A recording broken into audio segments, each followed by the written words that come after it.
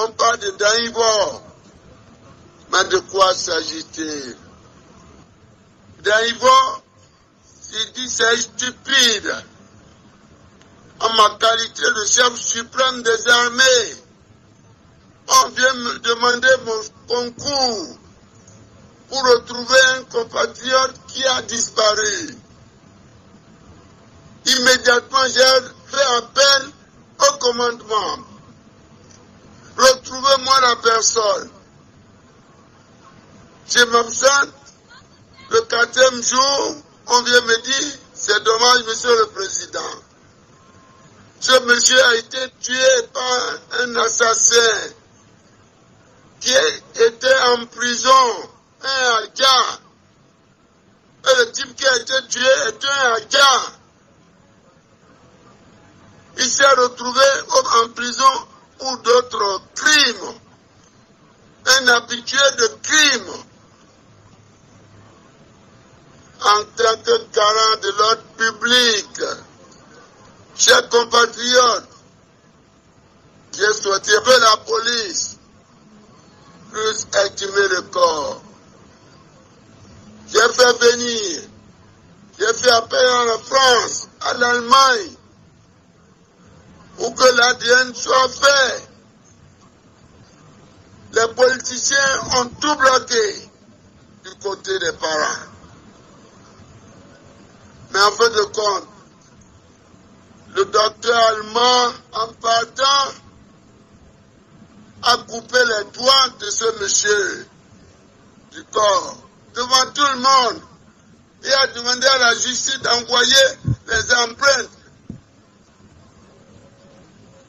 Les empreintes ont été envoyées à ce monsieur, un Allemand, par la méthode électronique, semble-t-il. Il a envoyé les résultats à la justice. Il a juré que le corps qui est recherché est bel et bien Daïvo.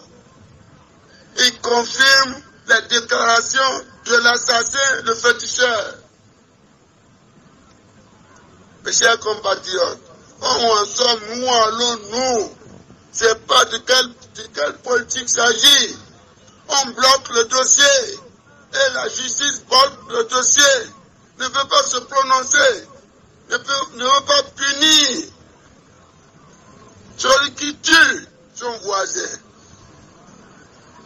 Lorsque la justice s'organise pour le procès, tout récemment, ils sont allés payer les gendarmes pour que ce garçon s'évade de la prison de misérité.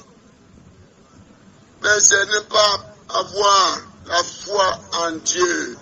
Mon collègue du Togo, que je remercie, je lui ai demandé de me le retrouver. Il me l'a fait.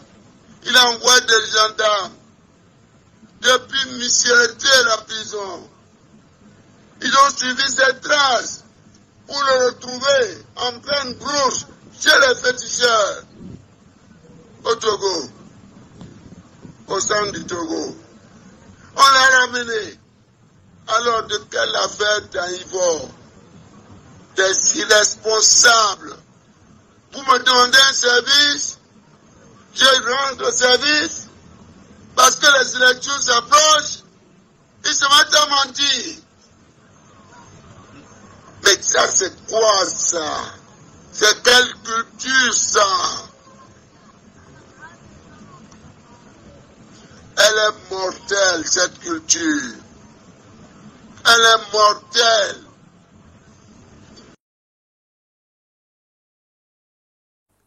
En tout état de cause, le président Yahi Boni, qui a menacé à plusieurs reprises de mettre le pays à feu et à sang et de bousiller les cadres et les parlementaires, sera tenu pour responsable de tout ce qui adviendrait de la sécurité des acteurs politiques de notre pays en général et de celle des sieurs Lawani et Zizinokwe en particulier. Monsieur le Président, je ne voudrais dévoiler aucun secret que des parlementaires ont reçu plusieurs menaces de la part du président de la République. Je ne mens pas. Le lendemain, Monsieur le Président, du débat sur l'affaire ICC, le chef de l'État m'a téléphoné en personne. J'étais donc dans mon bureau, dans mon cabinet privé, avec 2 femmes, et le chef de l'État m'a dit « Je me vengerai qu'un homme. Je vais me venger. » Quelques semaines après, Monsieur le Président, j'avais été saisi d'un complot d'enlèvement de ma fille. Et cela s'est passé il y a 1 semaine, le procureur en est saisi. Que des individus, imitant la voix de Tata Inès, ont fait appeler ma fille de 11 ans, lui laissant comprendre qu'elle était invitée à une émission enfant. Alors qu'il s'agissait d'un rap. Le commissaire central a été saisi, le procureur a été saisi.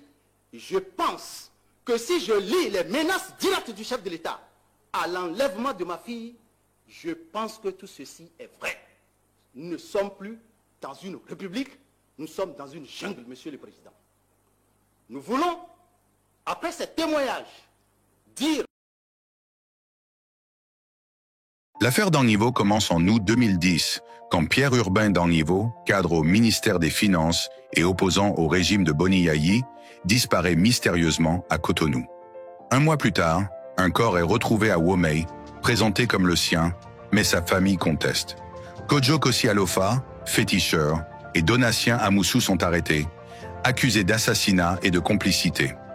Le procès, attendu depuis 15 ans, reprend en mars 2025. Jour 1, révélation, choc et suspension.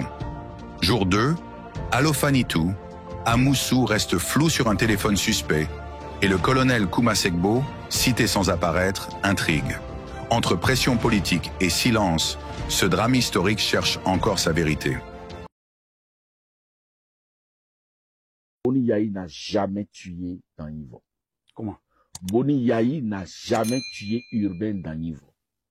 Je le dis une 3e fois, Boni Yayi n'a jamais tué Urbain Dangivo. Qui l'a tué? Je mets la justice de mon pays à la tâche. Je lui demande de débroder le dossier politiquement et de s'occuper des éléments de base de ce dossier-là. C'est un fait divers brodé politiquement, brodé par des fils politiques qui sont en train de céder. Je le reprends. Oui. C'est la mort, l'assassinat de Urbain Dangivo, c'est un banal fait divers qui a été brodé par des fils politiques qui sont en train de céder aujourd'hui.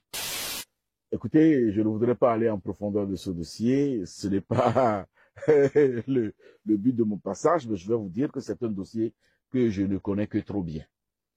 C'est un dossier que je ne connais que trop bien, je m'en arrête là. Je donne le temps au temps, je le ferai par devoir pour la République.